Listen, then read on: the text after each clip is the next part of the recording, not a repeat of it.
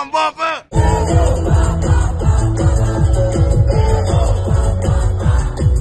Jouw lied slaat enorm aan, ook in Friesland. In hoeverre had je dat verwacht? Ja, nou niet zo erg.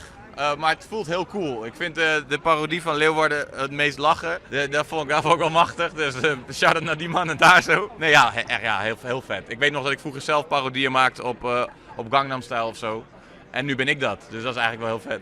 Er is me al heel lang geleden wel gezegd in het hele proces. Hey, je eindigt altijd met die Friese vlag. Is dat een ding wat je verplicht moet doen? Dus ja, we zijn nog steeds diep in gesprek waar ik het goed in beeld kan brengen. Zoals hier.